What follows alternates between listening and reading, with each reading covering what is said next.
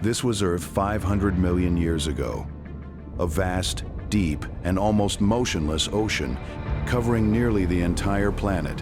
Yet beneath those silent waters, life was beginning to emerge through tiny, strange organisms unlike anything the world had seen before. For the first time in the history of life, these creatures evolved eyes to sense and interpret the world around them.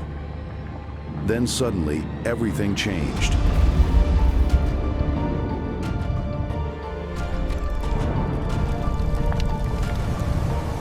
But what triggered this strange and extraordinary explosion of life?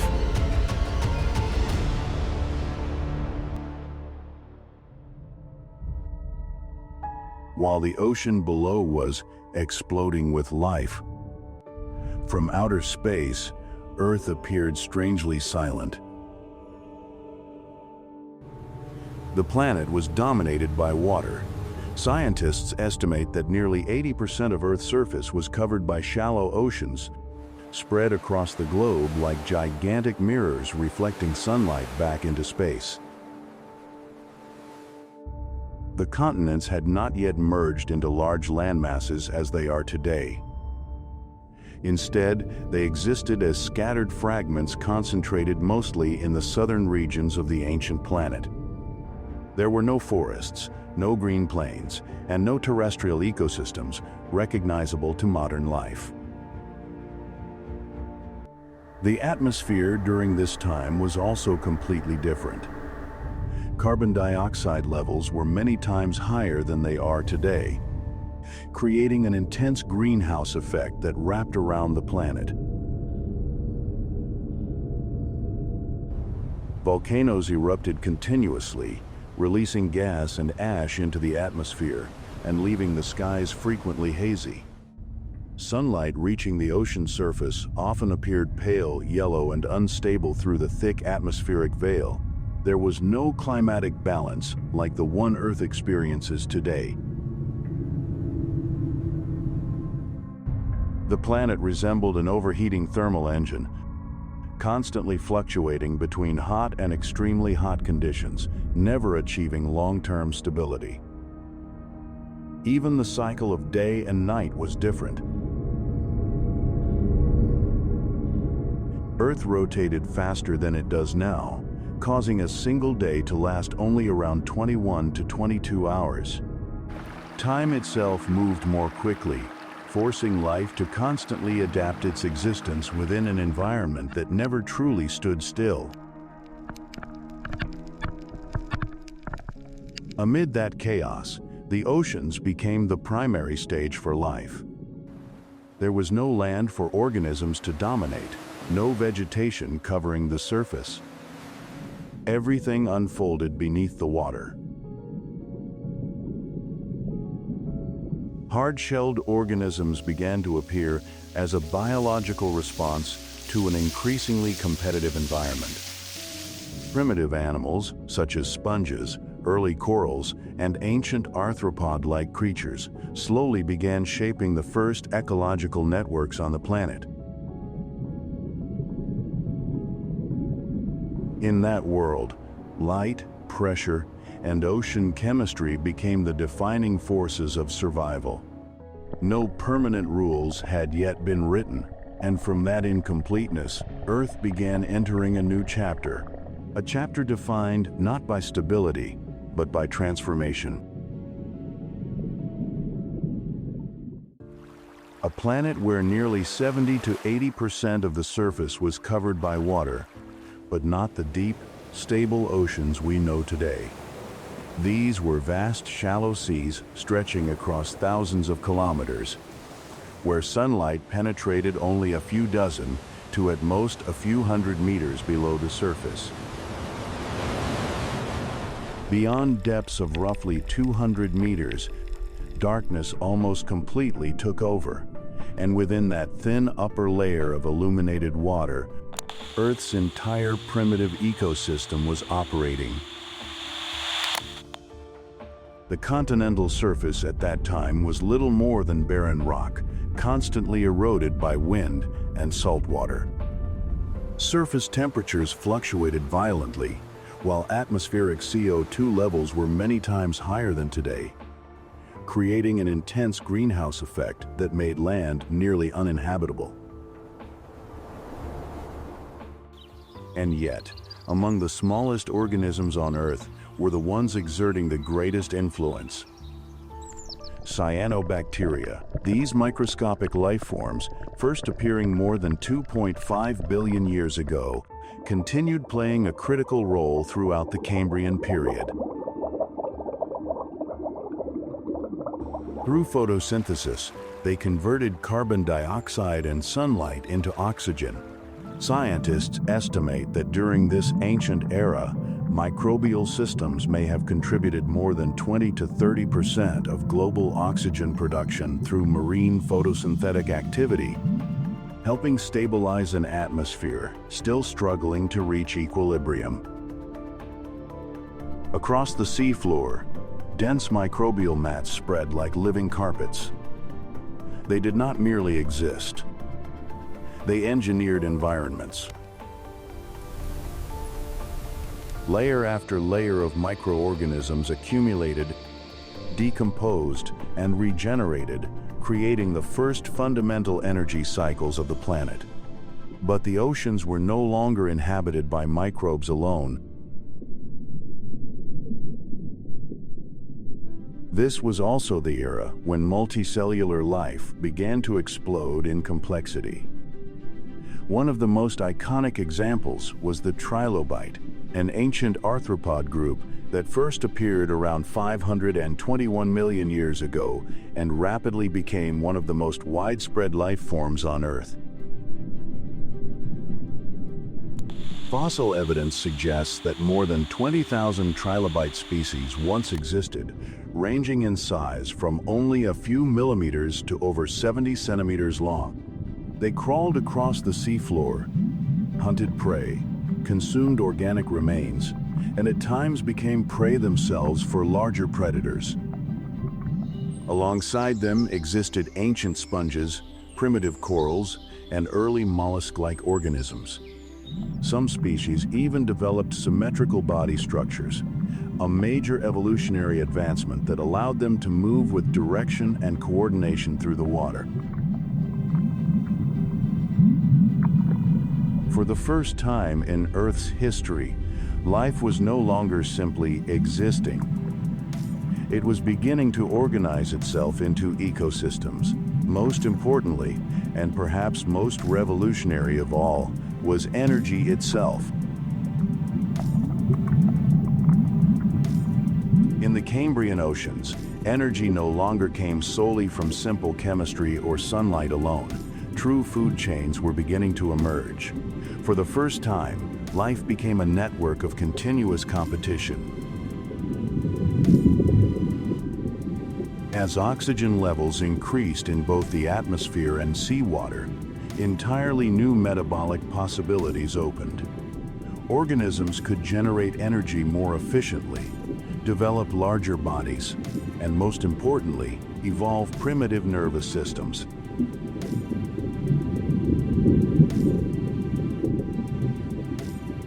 This was the moment when eyes first appeared and rapidly evolved. At first, simple light-sensitive structures could only distinguish brightness from darkness. But once living creatures began seeing one another, a true evolutionary revolution had begun. Earth was entering a phase that science now calls the Cambrian Explosion, one of the most dramatic evolutionary leaps in the history of life. Within just 20 to 25 million years, nearly all major animal groups suddenly appeared. Organisms began developing more complex multicellular bodies, complete with tissues, organs, and, most importantly, the ability to move with intention. This marked the transition from passive existence to active interaction with the environment. The dominant life forms emerging during this era belonged to three major branches: arthropods, mollusks, and the earliest primitive chordates. One of the most important reasons this explosion of diversity happened so rapidly was the increase of oxygen within the oceans. As oxygen levels rose, metabolic rates increased as well, allowing more complex organisms to exist without being trapped by severe energy limitations. Over the course of only a few tens of millions of years, Earth witnessed the nearly simultaneous appearance of entirely new biological structures. Hard shells for defense, limbs for movement, tentacles for sensing the environment, and, most importantly, primitive nervous systems. For the first time in planetary history, life gained the ability to process information from its surroundings, instead of relying solely on simple chemical reactions. That transformation led to one of the most important turning points of all: the emergence of eyes. At first, eyes were little more than primitive light-sensitive spots capable of distinguishing brightness from darkness. But within only 5 to 10 million years, an extremely short period by geological standards, eyes evolved into far more complex structures capable of recognizing shapes and motion. It was a revolutionary evolutionary leap, because for the first time, predators and prey could truly see one another. And once you can see the creature hunting you, or the prey you are chasing, the entire game of survival changes completely. Life entered a biological arms race. Organisms evolved harder shells, sharper spikes, and faster movement. Meanwhile, predators developed sharper senses and more precise hunting abilities. This was the first time in Earth's history that something resembling what we now call accelerated selective pressure emerged. In less than 25 million years, Earth transformed from a world dominated by simple microbial life into a planet filled with complex animal ecosystems. And from that point forward, one of the fundamental laws of life became permanently written into Earth's history. It is not the strongest species that survives, but the one capable of adapting fastest to change. This was no longer a peaceful ocean filled with passive drifting organisms. It had become the first battlefield of evolution.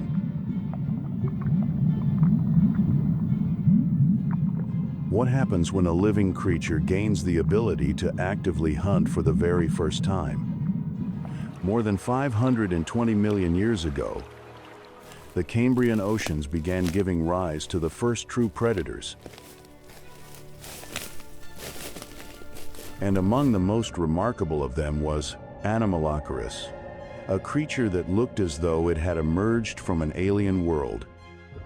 Nearly 1 meter long, enormous compared to most organisms of its time that measured only a few centimeters, Anomalocaris possessed 2 flexible frontal appendages for grabbing prey, a circular mouth lined with razor-like tooth plates, and highly advanced compound eyes. Fossil evidence suggests that the eyes of Anomalocaris may have contained more than 16,000 individual lenses. For comparison, modern dragonflies, among the most visually advanced insects alive today, possess roughly 30,000 lenses. That means more than 500 million years ago, nature had already created a visual system powerful enough to detect movement within the dim waters of the ancient oceans. And from the moment predators like these appeared, life could no longer remain still. This created an evolutionary pressure, unlike anything that had existed before. Prey species began developing hard shells made of calcium carbonate, an extraordinarily important biological turning point. Cambrian fossils reveal that the thickness and complexity of biological armor increased rapidly during this period. It was a direct response to predation. Once life became hunted, it began learning how to defend itself. The Cambrian oceans were no longer silent environments. They became worlds filled with invisible tension. Trilobites began burrowing into mud to hide. Some species evolved sharp spines along their bodies. Fragile, soft-bodied organisms gradually disappeared or were pushed into less dangerous environments. Food chains became increasingly complex, and for the first time, Earth's ecosystems developed something we could describe as dominant predators. Life on Earth was no longer evolving in peace. Every evolutionary step created competition. Every biological innovation generated new pressure across the ecosystem. And yet it was precisely that brutality that accelerated the diversity of life itself. Without predation, life may have remained nothing more than simple drifting organisms floating through the oceans forever. It was the fear of being eaten that forced life to invent biological armor, nervous systems, reflexes, speed, sensory awareness, and eventually primitive intelligence. In other words, part of the modern life that exists today was born from fear at the bottom of the ocean more than 500 million years ago. Toward the end of the Cambrian period and the eras that followed, Earth began entering one of the most important geological cycles in its history, the formation of Gondwana. This was a massive supercontinent composed of regions that today we recognize as South America, Africa, India, Australia, and Antarctica. What is astonishing is this: lands now separated by thousands of kilometers were once connected as a single unified mass. If you could stand on Gondwana around 500 million years ago, you would see no borders between the modern continents. There was no Atlantic Ocean, no Indian Ocean as we know it today. There was only an enormous landmass located primarily in the southern hemisphere, surrounded by endless ancient oceans. But why did that matter to life? Because when continents move, habitats change with them. And when environments change, evolution is forced to adapt. This was the point where geology and biology became deeply intertwined. Life does not evolve in isolation. It is shaped by the movement of the planet itself. When tectonic plates collide, mountains rise. When they separate, oceans expand. Volcanic eruptions release carbon dioxide into the atmosphere, altering global temperatures.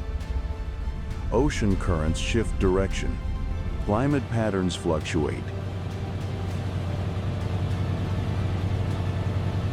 A shallow sea can become a barren desert after only a few million years. A region once rich in oxygen can transform into a dead zone.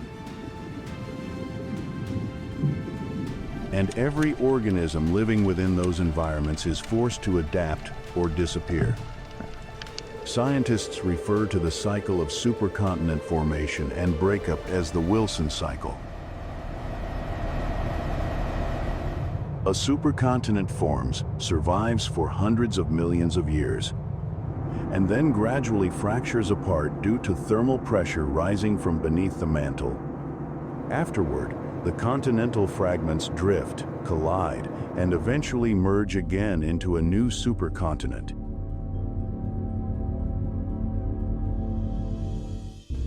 It is a cycle that has repeated throughout nearly the entire history of Earth. In other words, the world map has never been fixed. It is a film moving in extreme slow motion, and yet that movement creates an enormous biological effect. Evolutionary isolation. As continents drift farther apart, populations of organisms become separated. Species that once lived together are divided by oceans thousands of kilometers wide. And, over time, they begin evolving in completely different directions. This is one of the reasons biodiversity on Earth expanded more dramatically over time. Not because the planet became more stable, but because it increasingly divided life into separate evolutionary laboratories. Australia became one of the clearest examples during later eras. After separating from Gondwana more than 100 million years ago, the continent became almost completely isolated. As a result, marsupials evolved along their own unique path, producing strange creatures found nowhere else on Earth. But the principle itself had begun far earlier, during the first great movements of the ancient continents.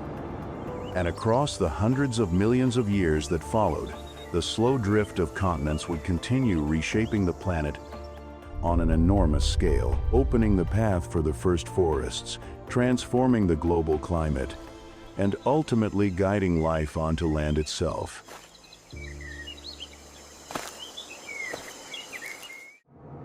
More than 470 million years ago, Earth's land surface was almost a dead world.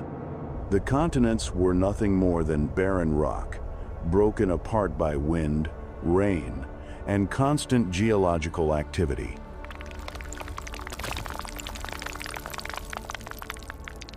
Sunlight struck the surface directly, without a thick ozone layer like today, to fully shield the planet from ultraviolet radiation. Temperatures fluctuated violently between day and night. During the day, rocks could become scorching under the intense greenhouse conditions. At night, temperatures dropped rapidly because there were no forests, no vegetation, and no stable atmospheric moisture to retain heat. The first pioneers were not animals, but layers of cyanobacteria and microbial mats. These organisms began attaching themselves to damp rock surfaces near coastlines and river mouths. The microbial communities secreted biological slime that trapped mineral dust and water, slowly forming the first layers of organic material. Millions of years passed simply to create a few centimeters of primitive biological ground. Yet it was that fragile foundation that changed the entire future of the planet. For the first time, land began gaining the ability to retain water and nutrients. After the microbial communities came the first primitive forms of terrestrial plants. They were not trees like those we know today, but more similar to tiny modern mosses, liverworts, and hornworts, low to the ground and heavily dependent on moist environments. They possessed no true roots and lacked advanced vascular systems for transporting water, which meant they could survive only near reliable water sources. But their appearance was revolutionary. Ancient fossils suggest that primitive land plants began spreading across Earth roughly 470 to 450 million years ago. As photosynthesis on land increased, atmospheric carbon dioxide slowly began to decline. And then a chain reaction began. Plant roots, still extremely primitive, started breaking apart rock. Weathering accelerated, releasing minerals into the environment.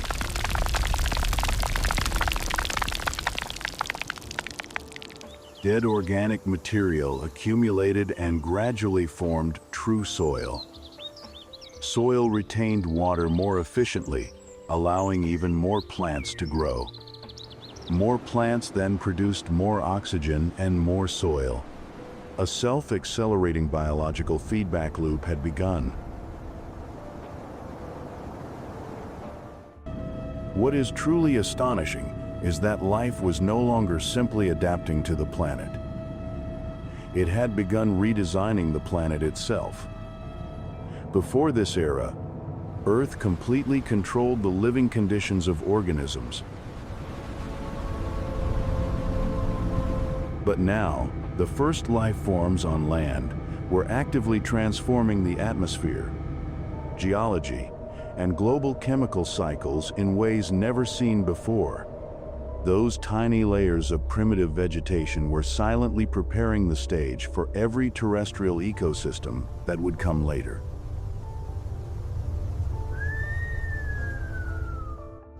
In the oceans, water supported the body. On land, organisms had to support their own weight. In water, cells remained constantly surrounded by moisture. On land, drying out even briefly could mean death. And so, life was forced to invent entirely new biological technologies, protective coatings against water loss, structures capable of supporting body weight, and internal systems for transporting water through living tissue. These were the evolutionary breakthroughs that would eventually open the path for giant trees, ancient forests, and ultimately the rise of animals on land.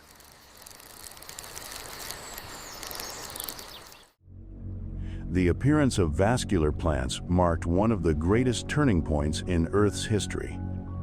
The first organisms to develop internal systems capable of transporting water and minerals throughout their bodies.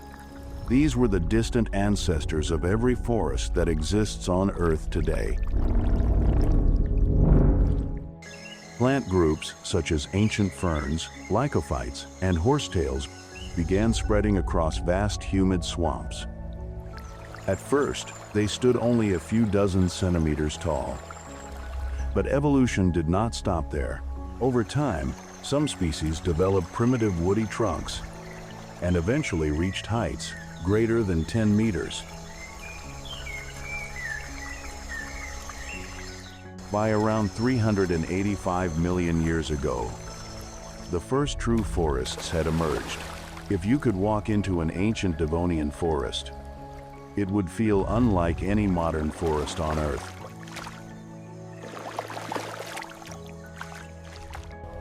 The ground was covered in dense layers of black mud filled with slowly decomposing plant matter. Primitive tree-like organisms rose everywhere like gigantic pillars from an alien world. But the most astonishing aspect was not how these forests looked. It was the fact that they began transforming the global climate itself.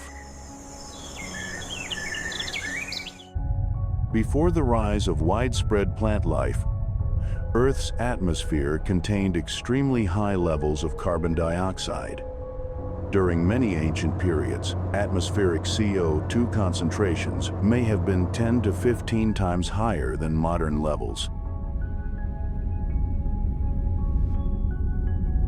That intensified the greenhouse effect, drove global temperatures higher, and made the climate profoundly unstable.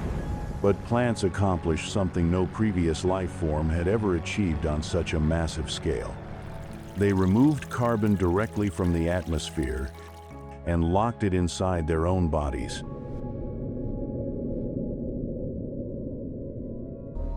Through photosynthesis, the ancient forests absorbed carbon dioxide and used carbon to build trunks, roots, and woody tissue. When those plants died, much of that carbon became buried beneath layers of sediment instead of immediately returning to the atmosphere.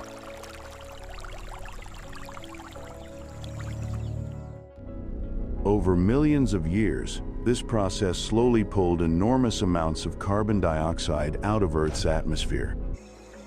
This was no longer simply biological evolution.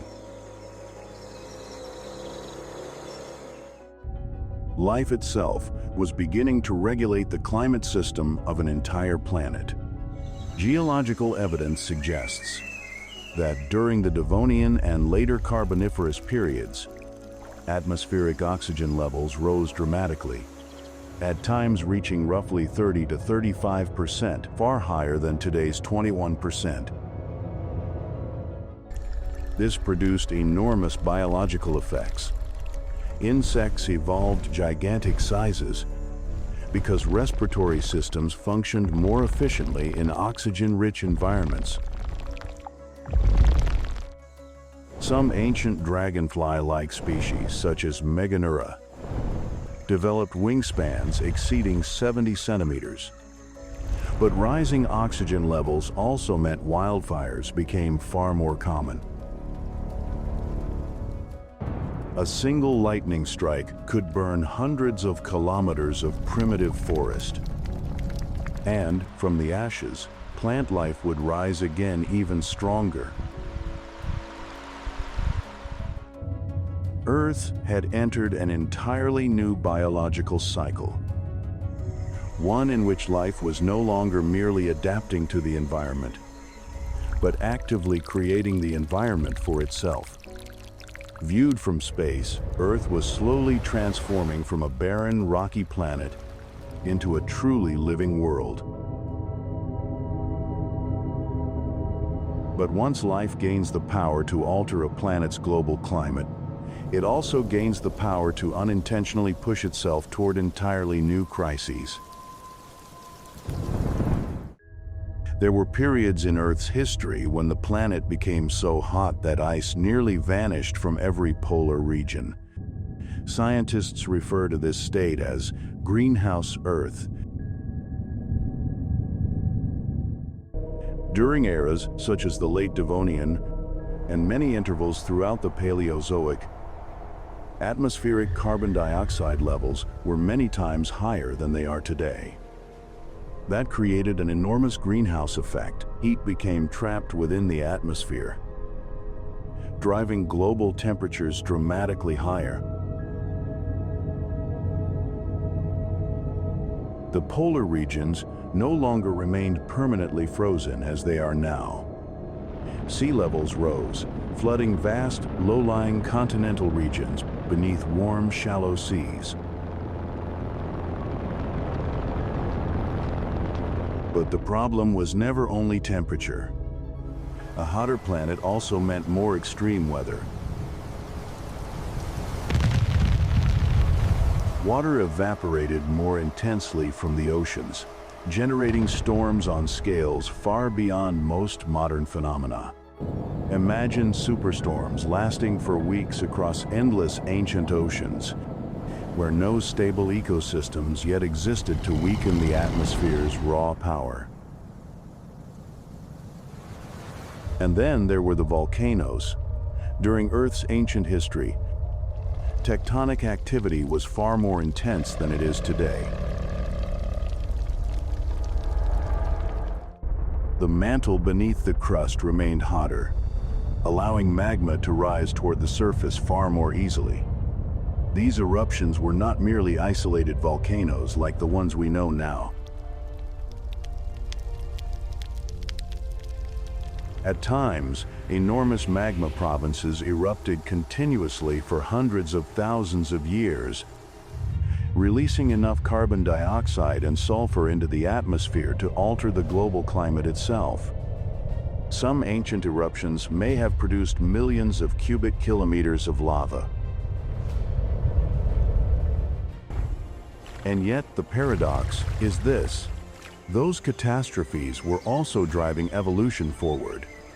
Every time the climate shifted violently, ecosystems collapsed and reorganized. Some species vanished, others adapted.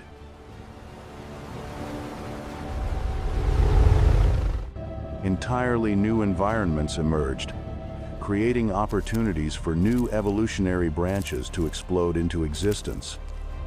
Throughout Earth's history, long-term stability has been almost non-existent.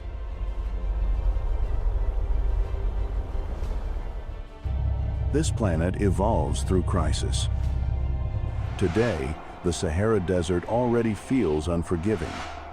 But the ancient supercontinents may have produced interior regions far more extreme. During the day, temperatures could rise to brutal levels beneath intense greenhouse conditions. At night, temperatures dropped rapidly because of the lack of atmospheric moisture capable of retaining heat. The contrast between day and night generated violent weather systems unlike almost anything experienced on modern Earth. If we descend into Earth's oceans today, the deeper we go, the more sunlight disappears, temperatures fall, pressure rises, and life becomes increasingly sparse. But more than 450 million years ago, the oceans were not merely a place that contained life. They were the entire center of life itself. This was the transitional era between the Cambrian and the Ordovician periods, one of the most important chapters in the evolutionary history of the oceans. Ecosystems were no longer as simple as they had once been.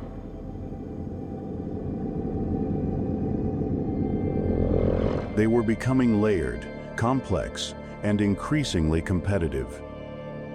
If you could look down into the deep seafloor of that ancient world, you would not see an empty darkness.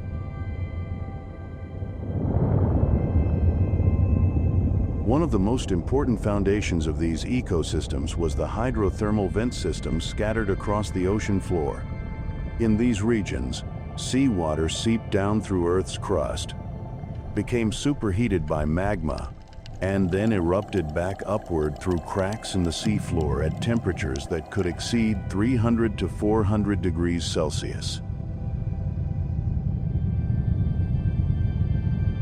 Yet, because of the immense pressure in the deep ocean, sometimes more than 250 times atmospheric pressure, the water did not boil in the normal way. Within that extreme environment, life did not depend on sunlight. It depended on chemosynthesis, the process of using chemical energy from reactions involving hydrogen sulfide, methane, and minerals to generate biological energy. This marked an extraordinarily important moment in Earth's history. Life demonstrated that sunlight was not a mandatory requirement for existence. Around these vents, bacteria and microbial organisms formed dense biological communities. They resembled chemical oases, surrounded by the black emptiness of the deep ocean. From there, energy began flowing upward through higher biological levels, forming food chains entirely independent from the planet's surface. If the shallow seas were where life exploded in physical diversity, then the deep oceans were where life learned how to survive under the most extreme conditions imaginable. In the upper ocean layers, Cambrian and Ordovician ecosystems continued expanding rapidly. Creatures, such as trilobites, remained incredibly widespread, with more than 20,000 species having existed throughout Earth's history.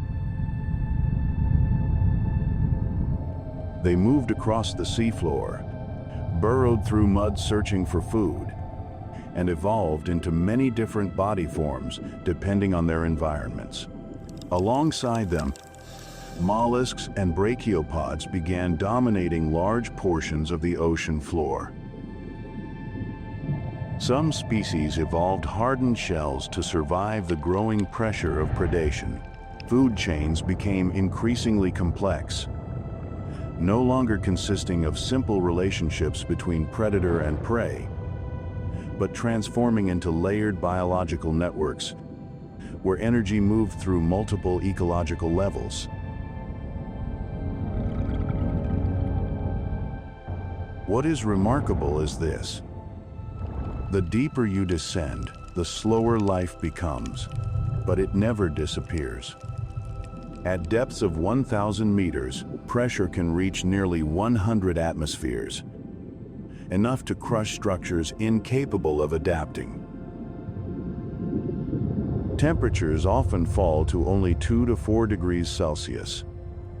Sunlight disappears completely after roughly the first 200 meters. A region scientists now call the permanent dark zone. The ancient oceans were not merely places where life exploded in abundance. They were also where life learned how to exist without light.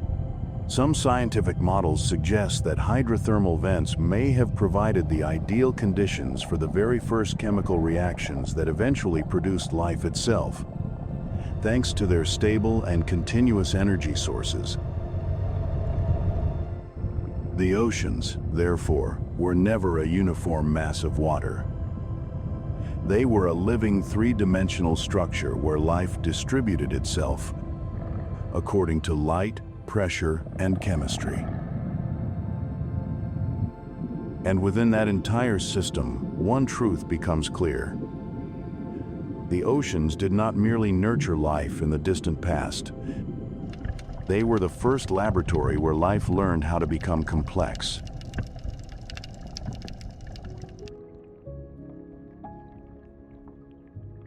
Thank you for staying with WUFO Space until the very end of this journey through the vast universe.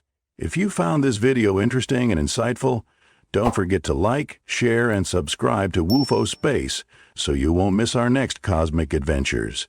Your support means the world to us and fuels our passion to keep exploring the wonders beyond.